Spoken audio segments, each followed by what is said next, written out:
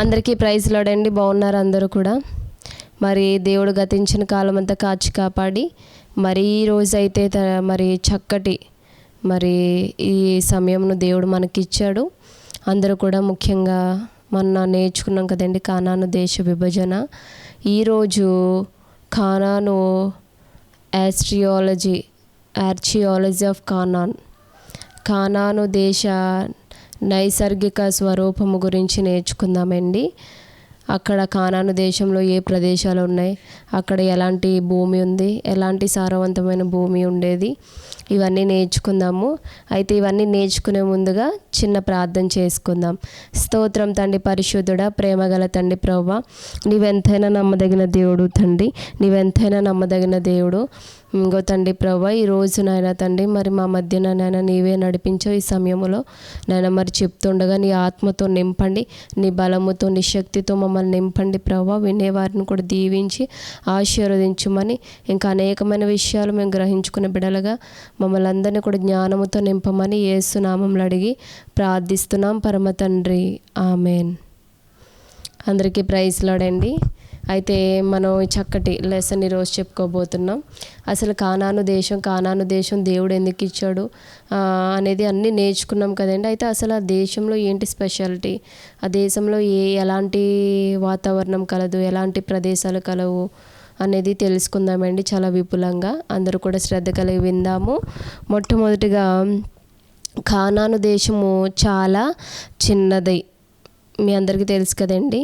చాలా చిన్న దేశం అన్నమాట. ఇప్పుడు గోవా ఏ రీతిగా అలాగా ఈ కానాను దేశం కూడా చిన్నది దేశము. అయితే దానిలో విభిన్నమైన ప్రదేశాలు, చాలా చిన్నదైన చాలా డిఫరెంట్ అంటే ఒక చోట చూసిన ఆ ప్రదేశాన్ని మళ్ళీ సేమ్ అదే ఇంకా చోట కనిపించదు అనమాట. అలా డిఫరెంట్గా విభిన్నమైన ప్రదేశాలు అనేవి ఆ కానాను దేశంలో ఉండడం జరిగిందండి. అయితే ఎత్తైన కొండలు ఏంటండి, అక్కడ ఎలాంటి ప్రదేశం, అది చిన్న ప్రదేశం అయినప్పటికీ కూడా అలాంటి చోట ఎత్తైన కొండలు, మధ్యధరా సముద్రము, తర్వాత ఇంకేమున్నాయండి, మట్టుముకున్న మిక్కిలి లోతైన యోర్దాను నది, అంటే చాలా లోతుకున్న యోర్దాను నది. అలానే వృక్ష సంపద గల ప్రదేశములు, అక్కడ ఎక్కువగా వృక్ష సంపద అనేది ఉంటుందండి. అలాంటి ప్రదేశాలు, చెట్లు చేమలు లేని మైదానములు, నెక్స్ట్ సారవంతమైన ఎడారులు, సారవంతమైన మైదానములు, శిలామయమైన నీరు లేని ప్రదేశాలు. అలానే మొత్తం మీద ఉత్తర ప్రాంతం అంతయు ఎక్కువ వర్షపాతము గల సారవంతమైన ప్రదేశము. అయితే మనం ఈ కానాను దేశంలో చూస్తే ఎత్తైన కొండలు, చెట్టు చేమలు లేని ఎడారులు, సారవంతమైన మైదానములు, ఇవన్నీ చూస్తున్నాం కదండి. ఆ రీతిగా విభిన్నమైన ప్రదేశాలు ఇవన్నీ కూడా మన కానాను దేశంలో కనిపిస్తాయి. అయితే ఇక్కడ వర్షపాతాలు కూడా అటు సైడు ఎక్కువగా ఉంటాయండి. చెట్లు చేమలు ఎక్కువగా ఉండడం అనేది జరుగుతుంది. అయితే ఉత్తర ప్రాంతం అంతా కూడా ఎక్కువగా, అంటే కానాను దేశంలోనే ఉత్తర ప్రదేశంలో ఎక్కువగా వర్షం కురవడం, అక్కడ ఎక్కువగా మొక్కలు చెట్లు. ఇప్పుడు వర్షం ఎక్కువ పడితే అక్కడ ఏముంటుందండి, అక్కడ పచ్చని గ్రీన్నెస్ అనేది ఉంటుంది కదండి. సేమ్ అక్కడ ఉత్తర ప్రాంతం అంతా కూడా ఇలాగే సారవంతమైన ప్రదేశం అనేది ఉంటుందండి. నెక్స్ట్ దక్షిణ ప్రాంతం అంతా కొండలు, మైదానములు, రాళ్ళు, రప్పలు, మందలు మేపే ప్రదేశము, పచ్చిక లేని ప్రదేశము, వర్షము బహు తక్కువగా కురియును. ఉత్తర ప్రాంతమున శీతాకాలమున మిక్కిలి చల్లగా ఉండును, వేసవి కాలంలో అంత ఎక్కువ ఉష్ణోగ్రత ఉండదు. అయితే దక్షిణ ప్రాంతంలోని యోర్దాను లోయలోను శీతాకాలమందు చలి ఉండదు. అయితే ఈ దక్షిణ ప్రదేశానికి ఉత్తర ప్రదేశానికి చాలా డిఫరెన్స్. ఉత్తర ప్రదేశం వర్షాలు, చెట్లు చేమలు అన్నీ ఉంటాయి. అయితే దక్షిణ ప్రదేశంలో మాత్రం అవి ఏమి ఉండవండి. దక్షిణ ప్రదేశం అన్ని రాళ్ళు, రప్పలు, మైదానాలు, ఇంకా ఎటు చూసిన మందను మేపే ప్రదేశము, వర్షం కూడా చాలా తక్కువ కురుస్తుందండి. సో అక్కడ కొండలు, రాళ్ళు ఎక్కువగా ఉంటాయి. అయితే చలికాలంలో చలి తక్కువే ఉంటుంది, ఎండాకాలంలో ఎండ తక్కువే ఉంటుంది అన్నమాట. ఉష్ణోగ్రత ఎక్కువగా ఉండదు. కాబట్టి వేసవి కాలంలో విపరీతమైన ఉష్ణోగ్రత శీతాకాలం అంతా చలి ఉండదు కానండి, ఎండాకాలంలో విపరీతమైన ఉష్ణోగ్రత ఉంటుందంటండి. విపరీతమైన ఎందుకు అంటే అక్కడ చెట్లు ఉండవు కదండి, అది రాళ్ళు రప్పుల ప్రదేశం కాబట్టి. సో గలీలియా ప్రాంతంలో కొండలు కూడా గలవు. అంటే గలీలియా ప్రాంతంలో కూడా అక్కడ ఏముంటాయండి, కొండలు ఉంటాయి. భూమి సారవంతమైదగుట వలన వర్షం అధికముగా కురియుచున్నందువలన చెట్లు ఎక్కువగా ఉన్నవి. అయితే ఎక్కువ వర్షం కురిస్తే ఏముంటాయండి, చెట్లు ఎక్కువగా ఉంటాయి. ఆయా లోయల్లో పంటలు ఎక్కువగా పండిస్తారు. ఇప్పుడు ఆ ప్రదేశం అంతటిని పూర్తిగా మనం విపులంగా తెలుసుకుందామండి. అర్థమైందండి. కానాను దేశంలో ప్రదేశాలు ఉత్తరప్రదేశం, దక్షిణ ప్రదేశం. ఉత్తరప్రదేశంలో ఎక్కువ వర్షాలు కురవడం, అక్కడ ఎక్కువగా చెట్లు చేమలు అన్నీ ఉండడం. మరి దక్షిణ ప్రదేశంలో ఎక్కువగా ఉష్ణోగ్రత, ఎండ ఎక్కువగా ఉండడం, మా కొండలు, మైదానాలు, రాళ్ళు రప్పలు ఇలాంటివి ఉంటాయి. వర్షాలు కూడా చాలా తక్కువ. చలి అయితే ఉండదు కానీ ఎండాకాలం మాత్రం ఉష్ణోగ్రత చాలా విపరీతంగా ఉంటుంది.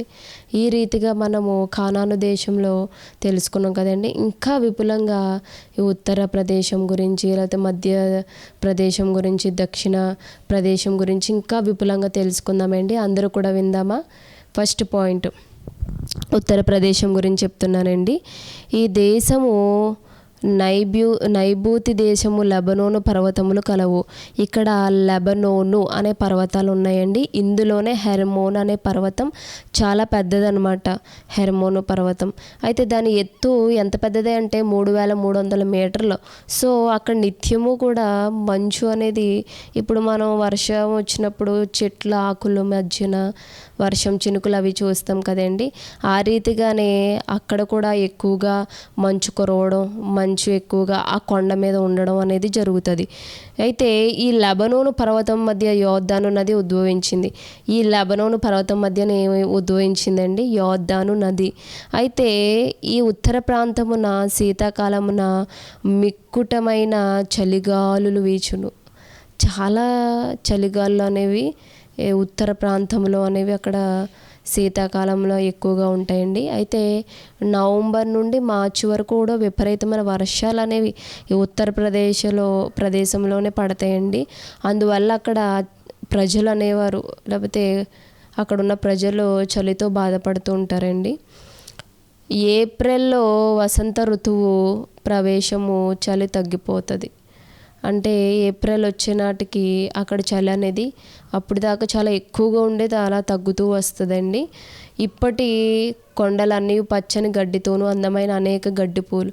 ఇప్పుడు ఉత్తరప్రదేశంలో వర్షం ఎక్కువ కదండి, సో కొండల మీద కూడా చాలా రకరకాల మొక్కలు రావడం, ఆ మొక్కలకి చాలా చక్కటి గడ్డి పువ్వులు ఇవన్నీ రావడం ఎంతో రమ్యంగా ఉంటుందండి. మత్తయి మనం 6:28-30 చూసినట్లయితే చూద్దామండి ఒకసారి.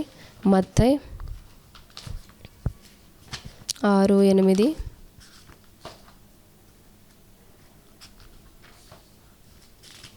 6వ అధ్యాయము 28-30.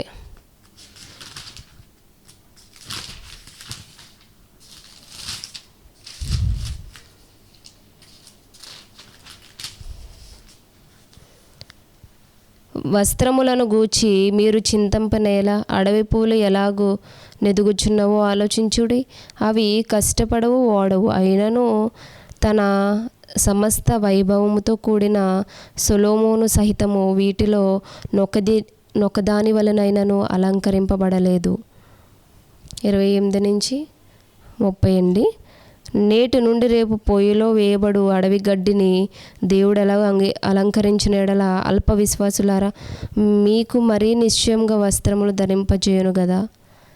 చూసారండి, అంటే ఒక గడ్డి పువ్వు దాని అందాన్ని ఏ రీతిగా దేవుడు అలంకరిస్తాడో అన్నది మనం అక్కడ ఉత్తరప్రదేశంలో చూస్తామండి. చక్కగా కొండల మీద రకరకాల మొక్కలు గడ్డి పువ్వులతో అక్కడ ఉండడం అనేది మనం చూస్తామండి. అలాంటి చోటే ఏలియా బలి అర్పించాడండి. అదే అగ్ని ఆకాశం నుండి కురవడం ఇవన్నీ కూడా అక్కడే జరిగినాయండి. సో దాన్నే ఉత్తరప్రదేశం, కానాను దేశంలో. నెక్స్ట్ దక్షిణ ప్రదేశం గురించి నేర్చుకుందాము. మధ్యప్రదేశం గురించి. మధ్యప్రదేశంలో మధ్యధార సరిహద్దున కర్మేలు పర్వతం గలదు. కర్మేలు పర్వతం. ఏలియా ఇచ్చిన పర్వతం ఏంటండి? కర్మేల పర్వతం దగ్గర బలి ఇవ్వడం అనేది జరిగింది. ఇప్పుడు అది ఇక్కడ నేర్చుకుందాం. మధ్యప్రదేశంలో, ఉత్తరప్రదేశంలో అర్థమైంది కదండి, చక్కటి గడ్డి పూలు ఇవన్నీ కూడా మనకి దేవుడు అలంకరించడం మత్తయి సువార్తలో దాని గురించి మనం రిఫరెన్స్ నేర్చుకున్నాం కదా. ఆ రీతిగా అక్కడ ఉండడం అనేది జరుగుతుందండి. సో ఉత్తరప్రదేశంలో చక్కటి వర్షపాతం అనేది ఎక్కువగా ఉంటుంది. ఇప్పుడు మధ్యప్రదేశము, ఈ మధ్యధరా సముద్రం నుండి యోర్దాను లోయ వరకు ఒకే ఒక విశాలమైన లోయ కలదు. ఇక్కడ ఒకే ఒక విశాలమైన లోయ అనేది ఉందండి. దాని పేరే యెజ్రెయేలు లోయ. యెజ్రెయేలు లోయ అని పిలుస్తారండి. అయితే అది సారవంతమైన సస్యశ్యామల ప్రదేశం అండి. సారవంతంగానే ఉంటుందండి. అంటే గొప్ప సామ్రాజ్యులైన బబులోను, అషూరు నుండి ఆ లోయ మీదుగా ఐగుప్తు వరకు ఒక రాజబాట పోచున్నందున ఇచ్చట పూర్వం అనేకులు యుద్ధములు జరిగినవి. ఈ మధ్యప్రదేశం దగ్గర, ఈ యెజ్రెయేలు అనే లోయ దగ్గర చాలా యుద్ధాలు జరిగినాయండి. అది సారవంతమైన ప్రదేశం అయినప్పటికీ కూడా అక్కడ ఎంతోమంది యుద్ధాలు జరగడం, అదే మార్గాన్ని ఎంతోమంది మరణించడం అనేది కూడా జరిగింది. దానికి ఉత్తరమున గలీలియో ప్రాంతము కొండలు గలవు. ఆ ప్రదేశంలో ఉత్తర ప్రాంతాన్ని ఇంకా కొండలు ఉన్నాయండి. అయితే దక్షిణ గిల్బావా పర్వతం ఉన్నది. దీనిపైన సౌలు యోనాతానులు యుద్ధమందు మరణించిరి. సౌలు యోనాతాను అంటే సౌలు తానంతట తాను కత్తిపోటుతో చనిపోయాడు కదండి. అది 1 సమూయేలు 31వ అధ్యాయం చదివితే మనకు అర్థమవుతుంది. అప్పుడు చనిపోయిన కొండే ఇప్పుడు ఈ మధ్యధరా ప్రదేశంలోనే ఉందండి. ఆ కొండ పేరే గిల్బోవా పర్వతం అండి. ఈ పర్వతం దగ్గరే యుద్ధాలు అవి జరిగినాయి.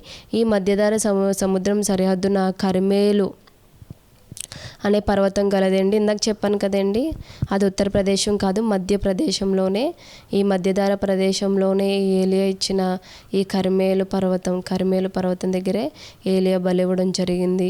అలాగే అక్కడ ఇంకో పర్వతం ఏంటండి చెప్పాను నేను, గిల్బోవా పర్వతం కూడా సౌలు యోనాతాను మరణించిన పర్వతాలండి. అదే మధ్యధరా ప్రదేశంలో ఉన్నవి. నెక్స్ట్ మూడోది దక్షిణ ప్రదేశం అండి. ఇక్కడ కూడా పర్వతములు కొండలు గలవు. కానీ వర్షపాతము తక్కువైనందున ఎటు చూచిన రాతి ప్రదేశమైనందున అంత పచ్చదనము కానరాదు. ఇప్పుడు వరకు కొండలు, చెట్లు, రప్పలు ఇవన్నీ చూసాం. అయితే ఈ దక్షిణ ప్రదేశంలో ఎక్కువగా కొండలు ఎక్కువ ఉంటాయండి. వర్షపాతం చాలా తక్కువ ఉంటుంది. మూడోది ఏంటంటే అదంతా కూడా పచ్చదనం అనేది కూడా చాలా తక్కువ, కొండలు, రాళ్ళు, రప్పలు ఉండడం వల్ల. అయితే ఈ భూమి పంటలకు యోగ్యం కాదు. ఈ దక్షిణ ప్రదేశంలో ఉన్న భూమి అసలు పంట పొలాలకే మంచిదైతే కాదు. అంటే పండించుకోవడానికి కానీ, లేకపోతే మనం చక్కగా పండించుకోవడానికి కూడా దేనికి ఉపయోగపడదండి భూమి. వట్టి ఎడారి ప్రదేశం అండి ఈ దక్షిణ ప్రదేశము. అయితే ప్రజలు త్రవ్వుకునిన నూతులలోని నీటిపై ఆధారపడి ఉందురు. నేలంతయు గులకరాళ్లతో నిండి ఉండెను. అయితే అక్కడ కొంతమంది ప్రజలు ఏం చేశారంటే ఆ దక్షిణ ప్రదేశంలో ఉన్న అక్కడ తవ్వడం, అక్కడ వచ్చే నీళ్ళు ఎక్కువగా వారు వాడుకున్నా సరే అందులో ఏముంటున్నాయండి, రాళ్ళు గులకరాళ్ళు ఇవన్నీ ఎక్కువగా ఉండడం జరుగుతున్నదండి ఆ ప్రదేశంలో. అయితే ఇక్కడ వర్షము శీతాకాలంలో మాత్రమే చెదురుమదురుగా కురుస్తుందండి, అది కూడా శీతాకాలంలో. వేసవి కాలంలో నీటి వాగులన్నీ పూర్తిగా ఎండిపోతాయండి. ఆ ప్రదేశం అంతా కూడా రాళ్ళు రప్పల వల్ల ఇంక ఎండ వచ్చిందంటే ఉన్న కొంచెం నీరు కూడా అక్కడ ఎండిపోవడం అనేది జరుగుతుంది. అందువల్ల అక్కడ గొర్రెలు, మేకలు, మందలు మేపేవారు తప్ప ఇంకెవ్వరు కూడా అక్కడ అంతగా నివసించలేదండి ఈ దక్షిణ ప్రదేశంలో. సో దీనిని యూద అరణ్యం అని కూడా అంటారండి. ఇంకా అరణ్యం ఏ రీతిగా ఉంటుందో ఈ ప్రదేశం కూడా ఆ రీతిగా ఉంటుంది. అక్కడ మనిషి జాతికి ఉండడానికి కూడా సరైన వసతులు అనేవి, చెట్లు అనేవి కూడా ఉండవండి. శీతాకాలంలో అటు ఇటు పడతాయి వర్షాలు, కానీ ఎండాకాలం వస్తే అక్కడ ఉన్న నీరు కూడా ఎండిపోవడం ఇంకా చాలా ఇబ్బంది ఉంటుందండి. సో ఆ రీతిగా అక్కడ కొంతమంది గొర్రెల కాపర్లు ఇలాంటి వారందరూ కూడా ఉండడం అనేది జరుగుతుందండి. అయితే నెక్స్ట్ 4వది మధ్యధరా సముద్రము ఒడ్డు.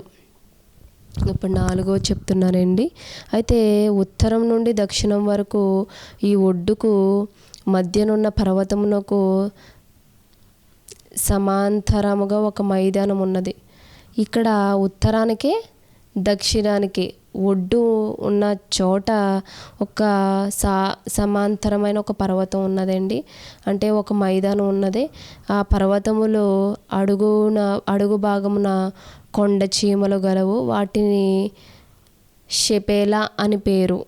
ఇచ్చటికే సంసోను నివసించేవాడు.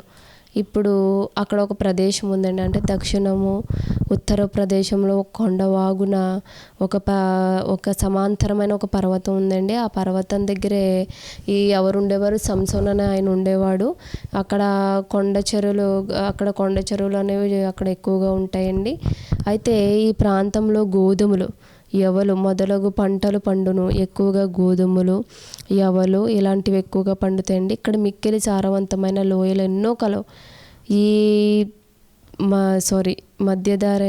మధ్యధార సముద్రం దగ్గర చాలా ప్రదేశాలు అనేవి లోయలు అనేవి ఉంటాయండి. అయితే శీతాకాలమున అంత చల్లగా లేనందువల్ల కొండ చర్యలపై ద్రాక్ష తోటలు, ఒలివ చెట్లు, ఇంకా దక్షిణ ప్రాంతంలో అంజూరపు చెట్లు, బాదం చెట్లు ఉండును. ఇక్కడ ఏంటంటే శీతాకాలమున ఎక్కువ చల్లగా ఉండవు కాబట్టి ఈ కొండ చర్యల పైన ద్రాక్ష తోటలేంటి, అంజూరపు చెట్లేంటి, ఒలివ చెట్లేంటి అన్నీ కూడా మంచిగా ఇక్కడ బాదం చెట్లు అన్నీ ఉంటాయండి. దక్షిణమునకు వెళ్ళే కొలది వర్షపాతం బహు తక్కువ. ఇప్పుడు మధ్యధార సముద్రం అయితే ఇంకా దక్షిణ వైపుకి వెళ్ళైతే ఇంకా ఎక్కువగా, అంటే ఇంకా తక్కువగా వర్షపాతం అనేది ఉంటుందండి. ఆ ప్రాంతం అంతయు కేవలము అరణ్యమేనండి. ఇంకా వర్షాలు అనేవి ఉండవు. దానిని నెగెవ్వా అందురు. నేటి కాలం ముందు ఇజ్రాయేలు గలిలయ సముద్రం నుండి సిమెంటు వైపుల ద్వారా విస్తారంగా నీటిని ప్రాంతంలోకి సరఫరా చేయుచున్నారు. అరణ్యమున ఎండిన భూమియు సంతోషించును, అడవి ఉల్లసించి కస్తూరి పుష్పము వలె పోయును. అవి ప్రవక్త అయిన యెషయా చెప్పిన ప్రవచనం నేడు నెరవేరినవి. అయితే ఈ గలిలయ సముద్రం నుండి, అంటే ఎందుకు అలా అనేవారంటే ఆ ప్రాంతమును నెగెవ్వా అని ఎందుకన్నారంటే ఇప్పుడు సిమెంట్ అనేది వాడడం ద్వారా అక్కడి నుంచి నీటి సరఫరా అనేది ఆ ప్రాంతంలోకి చేయుచున్నారండి. సో అరణ్యంలో ఎండిన భూమి సంతోషించును అనే మాట ఏదైతే ఉందో ఆ మాటని ఇంకా ఎలా రాశారండి ప్రవక్త అయిన యెషయా, అడవి ఉల్లసించి కస్తూరి పుష్పము వలె పూయును అనే యెషయా ప్రవక్త గారు చెప్పినట్లు అరణ్యములో చక్కటి వాటర్ రావడం అనేది కూడా మనం చూస్తామండి. కాబట్టి యెషయా 35:1 చదివితే మీకు అర్థమవుతుంది. నెక్స్ట్ యోర్దాను నది. ఇప్పుడు మధ్యధార సముద్రం ఒడ్డు చూస్తే ఇప్పుడు యోర్దాను నది గురించి చదువుకుంటున్నామండి. ఈ యోర్దాను అను మాటకు కిందకి వెళ్ళు అని అర్థము, వెళ్ళున్నది అని అర్థం. అంటే యోర్దాను అనేది కిందకు ఉన్నదంటే లోయకు ఉంటుందని. అయితే సరైన పేరే ఇలాంటి నది సముద్రంలో మరి ఎక్కడా లేదు. ఈ యోర్దాను నది లాంటిది ఇంకెక్కడా కూడా లేదండి. ఎందుకంటే 3300 మీటర్ల ఎత్తైన హెర్మోను పర్వతం మీదనున్న మంచు కరిగి ఆ నీరు మేరోము సరస్సులోనికి వచ్చి అక్కడి నుండి మధ్యధార సముద్రపు నీటి మట్టపు కన్నా 220 మీటర్ల కిందగానున్న గలిలయ సముద్రంలోనికి ప్రవహించును. అనగా నీరు హెర్మోను పర్వతం నుండి గలిలయ సముద్రం వరకు 3520 మీటర్లు కిందకి ప్రవహించును. అక్కడ నుండి యోర్దాను నది తిన్నగా ఉత్తరం నుండి దక్షిణ దిక్కున మిక్కిలి లోతైన యోర్దాను లోయగుండా మృత సముద్రం వరకు ప్రవహించును. అక్కడెక్కడో ఉన్న ఆ హెర్మోన్ పర్వతం మీటర్ల నుంచి అక్కడి నుంచి కారి నీరు ఒక నది నుంచి ఇంకో నది నుంచి లాస్ట్కి యోర్దాను నదికి వెళ్ళడం, ఆ యోర్దాను నదిలో ఈ నీరు అది అలా చుక్క పడి దాన్ని లోయగుండా వెళ్ళడం, ఇవన్నీ కూడా ఇక్కడ జరుగుతాయండి. అయితే ఈ సముద్రం మధ్యధార సముద్రం నీటి మట్టం కన్నా 430 మీటర్ల దిగువగా ఉందండి. మరియు అది 100 మీటర్ల లోతుగా ఉందండి. ఈ గలిలయ సముద్రం నుండి మృత సముద్రం వరకు 140,000 మీటర్ల దూరము యోర్దాను లోయ ఇరువైపులా అంటే యోర్దాను లోయ ఇరువైపులా ఏముంటాయండి, గోడల వంటి ఎత్తైన కొండలు ఉన్నాయండి. అది నది దాటు బహు కష్టతరమైన విషయం. అంటే ఈ రెండు కొండలు ఇలా ఉండడం వల్ల మనం దాటడానికి చాలా కష్టంగా ఉంటుందండి. సాధారణంగా ఆ నది దాగుటకు సరైన మార్గం ఉండేది కాదు. అయితే ఒక స్థలం అందైతే ఇది ఇరుకైన లోయ గుండా వడిగా ప్రవహించి భయంకరమైన జలపాతము, మరీ పెద్ద పెద్ద రాళ్ళు నుండి కిందకి దూకి ప్రవహించుచుండును. దక్షిణ ప్రాంతం అంతయు నది తీరమున అచ్చటచ్చట దట్టమైన పొదలున్నవి. ఈ దక్షిణ ప్రాంతంలో ఏమి ఉంటున్నాయంటే అక్కడక్కడ పొదలు అనేవి కూడా ఉండడం జరిగింది. ఇది యోర్దాను నది గురించి, దాని చుట్టుపక్కల ఉన్న ఆ ప్రదేశం గురించి విపులంగా తెలుసుకున్నాం కదండి. నెక్స్ట్, మృత సముద్రము సమీపించే కొలది యోర్దాను నది విశాలమైన, అంటే ఏదైతే డెడ్ సీ ఉందో ఆ డెడ్ సీ అనేది ఇంకా సమీపించే కొలది యోర్దాను నది విశాలవంతమైన లోయలా ప్రవహిస్తుందండి. రెల్లు గడ్డితో కూడినదై మరియు నది గర్భమున బంకమట్టితో నిండి నెమ్మదిగా పారుతుందండి. శీతాకాలమున వర్షపాతం ఎక్కువ అగుట వల్ల భయంకరమైన వరదతో నిండి మిక్కిలి ప్రమాదముగా, అంటే వర్షపాతం వచ్చినప్పుడు ఖచ్చితంగా అక్కడ వాటర్ కంటెంట్ ఎక్కువయ్యి అక్కడ ఇంకా వరదలతో రావడం అనేది, ప్రవహించడం అనేది విపరీతమైన ఒక బంకమట్టితో నిండి ఉండడం. బంకమట్టి అంటే ఏంటండి, మనం జారిపోతాం కదండి, అలాంటి మట్టితో నిండి ఉండడం వల్ల వేసవి కాలంలో నది అంతా కూడా బురద నీటితో నిండి ఉంటుందండి. అందుచేత నయమాను నదిలో స్నానం చేయుటకు ఏం చేశాడండి, సంశయించాడండి, అంటే ఆలోచించాడు. యోర్దాను నదిలో వెళ్ళి ములుగు 7 సార్లు అని నయమాన్ అన్నాడు కదండి ఆ సన్నివేశం. అప్పుడు ఆయన ఇదేంటి, ప్రపంచంలో ఇన్ని నదులునే గొప్ప నదులు, ఆ నదికి వెళ్ళి నేను మునగడం ఏంటి అంటాడు కదండి. కానీ అయినా సరే తర్వాత ఆ దేవుని మాటకి లోబడి ఆయన ఏం చేస్తాడండి, వెళ్ళి అక్కడ స్నానం చేయాలంటే ఆ నది బురదగా ఉంటుంది. బురద అనమాట. బురద ఉండడం వల్ల అక్కడ ఎక్కువగా జరగడం అనేది, ఎక్కువగా అక్కడ వర్షపాతం అనేది జరగడం వల్ల అక్కడ అలా ఉంటుందండి. ఆ రీతిగా అలాంటిది వాటర్లో దిగడం అనేది, బురద అంటుకుంటుందని దిగరండి ఎవరో కూడా. అలాంటి ప్రదేశము, అక్కడే నయమాను అనేది 7 సార్లు మునగడం జరిగింది. నెక్స్ట్, గలిలయ సముద్రం. ఇప్పుడు నేను చెప్తున్న అన్ని సముద్రాలు, యోర్దాను ఇవన్నీ చెప్తున్నానండి. ఇప్పుడు గలిలయ సముద్రం, ఇది విస్తారమైన చేపలతో ఉంటుందండి. విస్తారమైన చేపలతో ఉంటుందండి. గలిలయ నిండి ఉన్నది. ఇది కేవలం సముద్రమే కానీ యోర్దాను నది జలాలతో నిండినందువలన ఇందలి నీరు మంచి నీరుగా ఉన్నది. ఈ గలిలయ సముద్రంలో ఉన్న నీరంతా మంచిదండి. చేపలు కూడా ఎక్కువగా ఉంటాయి. సో గలిలయ సముద్రము మిక్కిలి లోతుగా ఉన్న కారణం అక్కడ జలరులు దోణెల సహాయంతోనే చేపలు పట్టుకుందరు. జాలరులు వీరందరూ కూడా దోణెలతోనే సహాయంతోనే వారు అక్కడ చేపలు పట్టుకుంటారండి. ఈ సముద్రం చుట్టూ ఎత్తైన కొండలు ఉన్నాయి. ఈ గలిలయ సముద్రం చుట్టూ ఆ ప్రభు అయిన క్రీస్తు దినమల్లా ప్రజల మధ్య పలు రకములైన సేవ చేసి రాత్రి వేళ ఈ కొండల్లో అనేక సార్లు ఒంటరిగా ప్రార్థన చేయడం అనేది జరిగింది. చేసేవాడు. తూర్పు దిక్కునున్న కొండల మీద నుండి అప్పుడప్పుడు అకస్మాత్తుగా బలమైన గాలి వీచినందువల్ల తుఫాన్లు రేగుచుండును. లోతు ఎక్కువ కనుక అలలు కూడా విపరీతమైన ఎత్తులో లేస్తాయి. ఈ గలిలయ సముద్రం అనేది లోతు ఎక్కువ ఉంటుందండి. సో లోతు ఎక్కువ ఉండడం వల్ల అక్కడ అలలు కూడా చాలా పైకి రావడం అనేది జరుగుతుంది.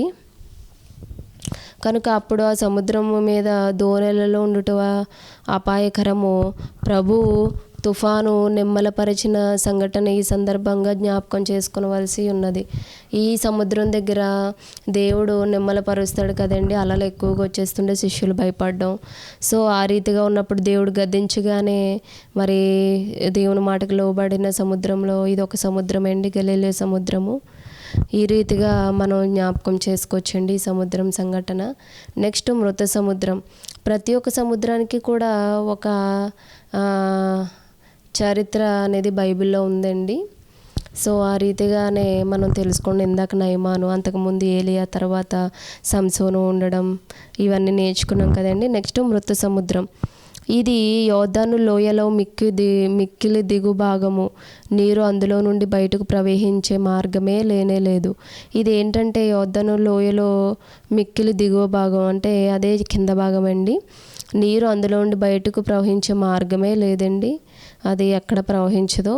సో చుట్టూనున్న చెట్లు చేమలు లేని భయంకరమైన కొండలు పర్వతములు ఉన్నాయండి. పర్వతాలు కొండలు ఉన్నాయి, ఇంకా భయంకరమైనవి కాదండి.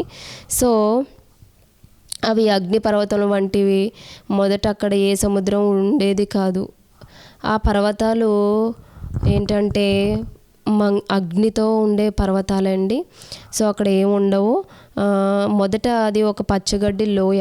అది ఎలా ఉందండి, ఈ మృత సముద్రం దగ్గర ఒక పచ్చగడ్డి లోయ అండి. ఇక్కడ విస్తారమైన పచ్చగడ్డి అనేది లభిస్తుంది. అయితే ఈ లోయ పరిశుద్ధ గ్రంథంలో యెహోవా తోటతో పోల్చారండి. పరిశుద్ధ గ్రంథంలో ఇది యేసయ్య యెహోవా తోటతో పోల్చారండి. ఈ పచ్చగడ్డి లోయ కొంచెము దూరములో సొదొమ గొమొర్రా పట్టణములు ఉండేవి. ఈ లోయ దగ్గరే సొదొమ గొమొర్రా పట్టణాలు కూడా ఉండేవండి. అయితే ఆదికాండం 13వ అధ్యాయం చదివితే కానీ దేవుడు ఆ పట్టణంపై చూపిన భయంకరమైన తీర్పు అనగా అగ్ని గంధకముల చేత ఆ పట్టణములను నాశనం చేయగా, ఆ భయంకరమైన వేడి వలన ఆ లోయ చుట్టూ ఉన్న అగ్ని పర్వతాలు కూడా బద్దలైనవి. వాటి నుండి పైకి జిమ్మబడిన లావా మరియు పట్టణమును కాల్చివేసిన అగ్ని గంధకములు కలిసి ఆ లోయలోనికి ప్రవేశించినప్పుడు పచ్చగడ్డి అంతయు ఏమైపోయిందండి, కాల్చివేసిన అగ్ని గంధకములు కలిసి లోయలోనికి ప్రవేశించినప్పుడు పచ్చగడ్డి అంతా కూడా కాలిపోయింది. ఈ కాలిపోయినప్పుడు ఈ సందర్భంగా కలిగిన భయంకరమైన భూకంపాల వలన కూడా ఈ లోయ చాలా కిందకి దిగిపోవటం వలన యోర్దాను నీరు ఈ లోయలోనికి ప్రవేశించుట ప్రారంభమైంది. చుట్టూ ఏర్పడిన ఈ లావా పొర వలన యోర్దాను నీరు ఆ లోయను దాటి బయటకు వెళ్ళలేక అక్కడే నిలిచిపోయి ఒక మహాసముద్రముగా మారినది. ఇక్కడ మీకు ఒక సంఘటన చెప్తున్నాను. యోర్దాను మృత సముద్రం దగ్గర సన్నివేశము. సొదొమ గొమొర్రా పట్టణాలు అక్కడ ఉన్న పర్వతాల దగ్గరలోనే ఉండేదండి. అయితే దేవుడు ఉగ్రత అనేది ఎక్కడికి వచ్చిందండి, సొదొమ గొమొర్రా పట్టణాలు. ఆయన కోపం వచ్చినప్పుడు అగ్ని కురవడం, అక్కడ కొండలు బద్దలవడం, అక్కడ ఇంకా అగ్ని పెరగడం, అక్కడ లావా ఫామ్ అవడం, లావా వల్ల చుట్టుపక్కల ఉన్న చెట్లన్నీ కాలిపోవడం, అవన్నీ కాలిపోవడం వల్ల అక్కడ నీరు, అప్పుడు దాకా ప్రవహించే నీరు కూడా అక్కడ లోయలో ఉండిపోవడం, ఆ యోర్దాను లోయలో అదే ఒక మహాసముద్రంగా మారడం అనేది జరిగిందండి. అయితే ఆ నిలిచిపోయిన యోర్దాను నీరు ఏదైతే వెళ్ళట్లేదో, ఆ నీరు నిలిచిపోయిన ఆ నీరు లోయలోనున్న లావాతో అగ్ని గంధకములతో రసాయనిక క్రియ జరుగుట వలన ఆ లోయలో నిలిచిన నీరు విషపుతో కూడిన ఉప్పు నీరుగా మారినవి. అప్పుడు ఏమైందంటే అక్కడ లావా, ఇక్కడ ఈ వాటర్, ఈ రెండు కూడా వాటర్ ఎక్కడికి వెళ్ళక అక్కడే అది కంటెస్టెంట్గా ఉండడం వల్ల, కదలకుండా ఉండడం వల్ల అక్కడ లావాతో మిక్స్ అవ్వడం వల్ల అక్కడ ఏమైందంటే అది ఉప్పు నీరుగా మారడం అనేది కెమికల్ రియాక్షన్ జరిగిందండి. అందువలన ఈ విషపు ఉప్పు నీటి ప్రభావం వల్ల ఎటువంటి జలరాశులు, జీవరాశులు ఏవి ఉండవండి. ఉప్పు నీరు వల్ల ఏమి అక్కడ కనీసం బ్యాక్టీరియా, సూక్ష్మ జీవులు కూడా నీటిలో నివసింపలేవు. ఆ సముద్రమునకు మృత సముద్రం పేరు వచ్చింది. అందుకే దాన్ని మృత సముద్రం అంటారు. ఆ ప్రదేశము గంధకముయు మిక్కిలి ఉష్ణ మండలము అగుట వలన మృత సముద్రమునకు పరిసర ప్రాంతములు ఉప్పుతోను, అక్కడ ఉన్న ప్రదేశాలు కూడా ఉప్పుతో ఉంటాయండి. ఉప్పు గాలులతో నిండి ఉంటాయి. గాలి కూడా ఉప్పు గాలే పడుతుంది అక్కడ ఉండటం వలన అది మానవ నివాస యోగ్యము లేకుండా అక్కడ ఇంకా అలాంటి ఉప్పు నీరు, ఉప్పు గాలి, ఇంకా అలాంటి చోట మనుషులు నివసించలేరు కదండి. అందువలన నేటి వరకు కూడా ఆ ప్రదేశం భయంకరమైన నిర్జన ప్రదేశముగా ఉండిపోయిందండి. ఆ మృత సముద్రం పరిసర ప్రాంతాలు పురావస్తు శాస్త్రజ్ఞులు ఉప్పుతో ఏర్పడిన ఒక పెద్ద స్తంభమును కూడా కనుగొన్నారు.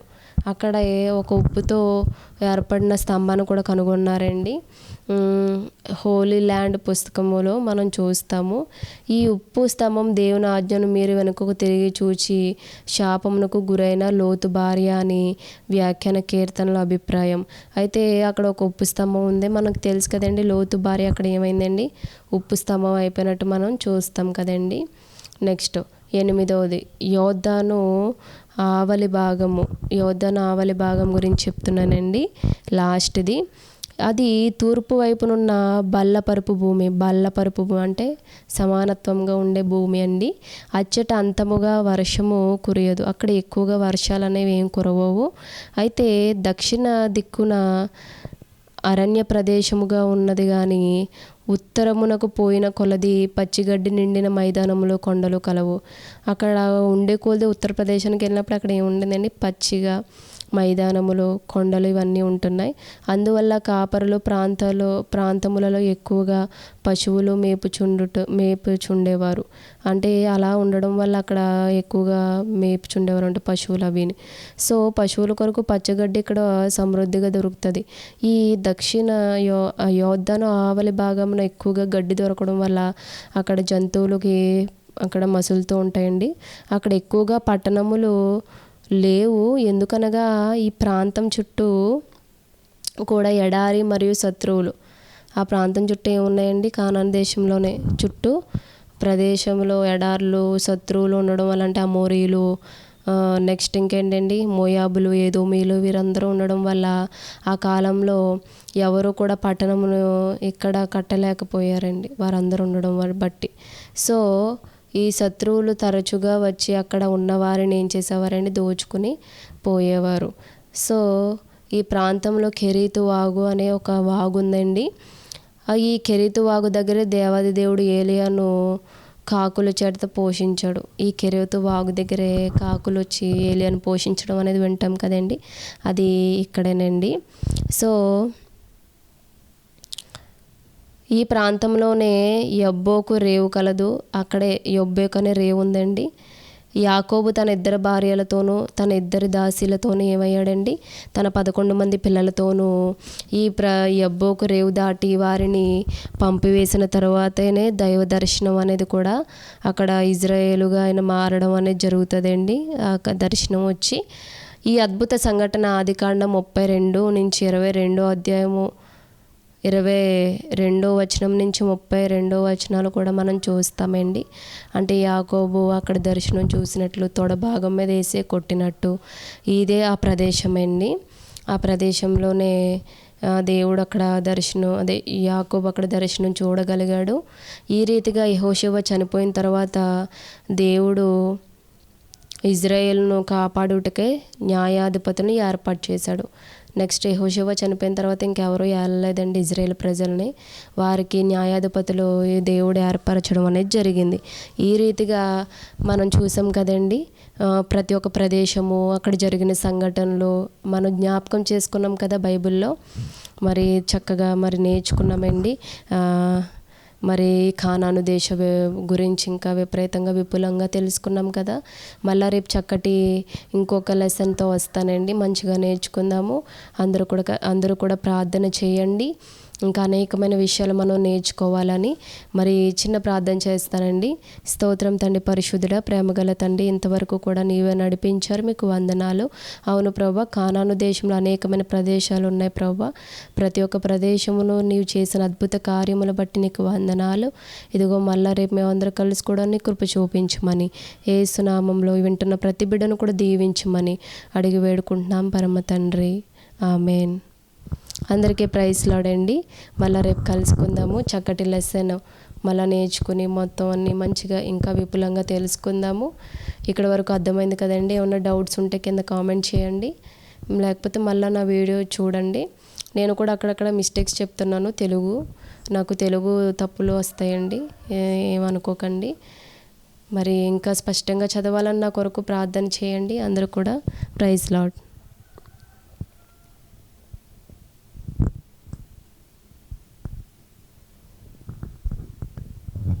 ఏండి